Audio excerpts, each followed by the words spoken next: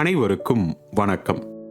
இன்னைக்கு நாம் இந்த பதிவில் என்ன பார்க்க போறோம்னா, தன் மகன் பிறந்த உடனே ஞானத்தை தேடி வீட்டை விட்டு வெளியில போனதா சொல்லப்படும் புத்தர் 7 ஆண்டுகள் கழித்து கபிலவஸ்து வந்தப்போ அவரை சந்திச்ச அவரோட மகன் ராகுலன் என்னென்ன கேள்விகள் கேட்டான், அதற்கு புத்தர் என்ன பதிலளித்தார் அப்படிங்கறத தான். கபிலவஸ்து வந்திருந்த புத்தரிடம் அவரோட மனைவி யசோதரா மகன் ராகுலனை அறிமுகப்படுத்தினாங்க. இப்போ ராகுலன் புத்தரை வணங்கிட்டு, தந்தையே, எல்லாருக்கும் எவ்வளவோ ஞானத்தை போதிக்கிறீங்க, உங்க பிள்ளையான எனக்கு என்ன உபதேசிக்க போறீங்க அப்படின்னு கேட்டான். அதற்கு புத்தர், கண்டிப்பா உனக்கு உபதேசிக்கிறேன், ஆனா அதுக்கு முன்பாக ஒரு விஷயம்.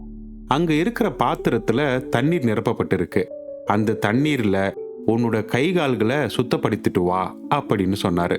சரின்னு சொன்ன ராகுலன் அங்கிருந்து போய் தன்னோட கை கால்களை கழுவி சுத்தப்படுத்திட்டு வந்தான்.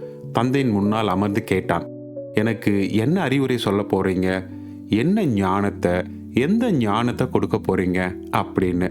புத்தர் கொஞ்ச நேரம் ஒன்னும் சொல்லாம அமைதியா இருந்தார். பிறகு ராகுலன் கிட்ட கேட்டாரு, நீ இப்போ உன்னுடைய கை கால்களை எல்லாம் ஒரு பாத்திரத்தில் இருந்த தண்ணீர்ல கழுவுன இல்லையா, அந்த தண்ணீர் இப்ப எப்படி இருக்குது அப்படின்னு கேட்டார்.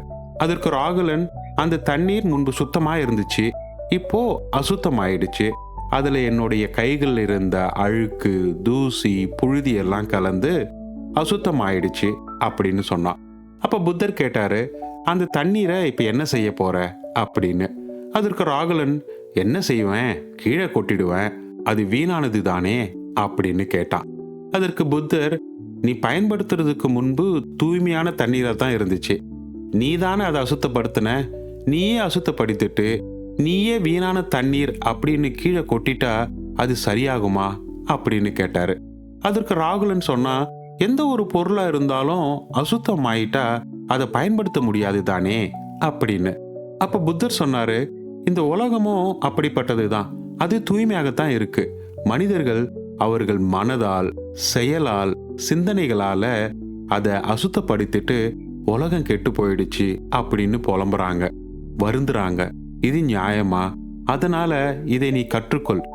உலகை குறை சொல்வதற்கு முன்பு, மற்றவர்களை குறை சொல்வதற்கு முன்பு, உன் எண்ணமும் உன் செயலும் இந்த உலகை, மற்றவர்களை எப்படி பாதிச்சிருக்கு அப்படிங்கிறத தெரிஞ்சுக்கோ. அதுக்கப்புறம் நீ மற்றவங்களை குறை சொல்றத பத்தி யோசி அப்படின்னு சொன்னவரு, அதே மாதிரி உன் மனதையும் புத்தியையும் தெளிவா வச்சுக்கோ அப்படின்னு சொன்ன புத்தர், ராகுலா, உன்னோட மனச இந்த உலகின் 4 ஆதாரங்களான நிலம், நீர், நெருப்பு, காற்று போல வளர்த்துக்கோ. ஏன்னா நீ அப்படி செஞ்சா உனக்கு ஏற்படுற இன்பத்தையும் சரி துன்பத்தையும் சரி உன் மனசு சமநிலையில ஏத்துக்கும்.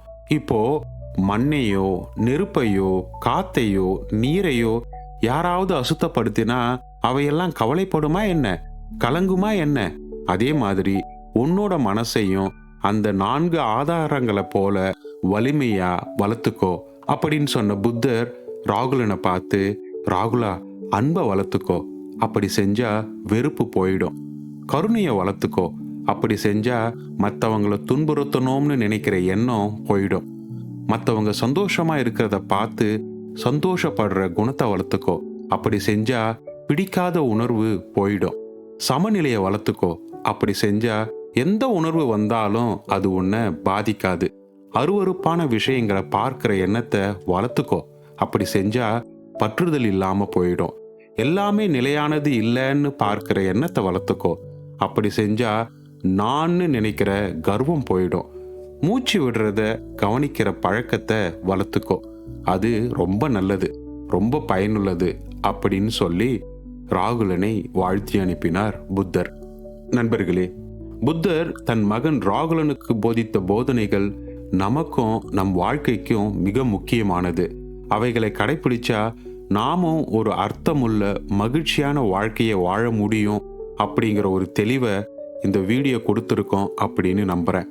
அப்படி ஒரு தெளிவை கொடுத்திருந்தா, ஒரு புரிதலை கொடுத்திருந்தா இந்த வீடியோவை லைக் பண்ணுங்க, உங்க ஃப்ரெண்ட்ஸ் அண்ட் ஃபேமிலிக்கும் ஷேர் பண்ணுங்க.